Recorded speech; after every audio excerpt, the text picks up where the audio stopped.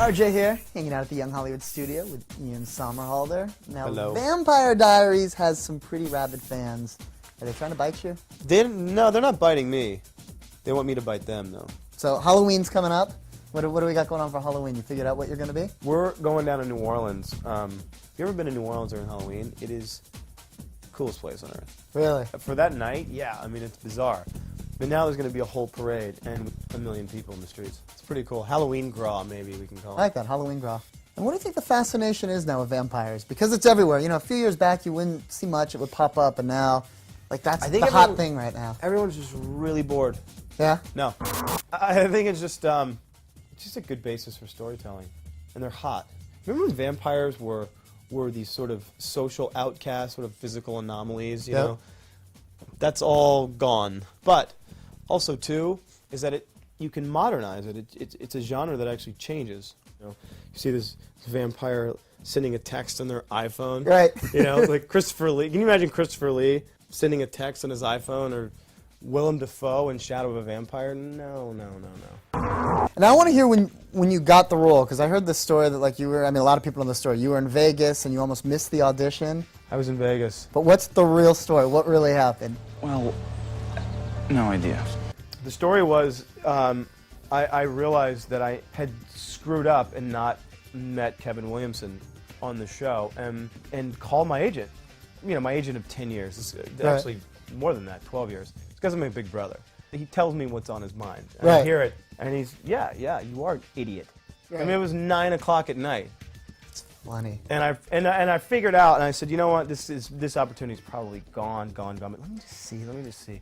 He called me back 5 minutes later. He goes, yeah, no, you can get in there, but you have to be in LA tomorrow by 11 in the morning, and there's 8 or 10 pages that you have to work on. I got up at 5 in the morning and taped all the pages together and drove across the desert trying to work on this character and sort of bring as much life into it in the 5 hours or whatever it actually took me to get here with traffic and everything. Right.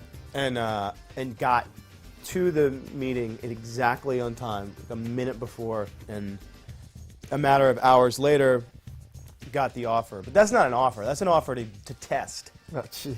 Then you have to go, you know, there's a whole... The whole process. People think it's so easy. You just walk in, you get the part, and there you are. Booking a television show is...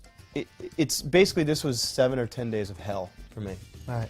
I got through the studio part, and I remember looking, this guy Peter Roth, who's the head of the studio, is one of the coolest dudes in the world. He's always been so supportive of me, and he looked at me after I did my studio audition, and it was like, you nailed it. That was good. I know, but Mason Lockwood? Werewolf thing aside, the guy's a surfer. He's got to be using it.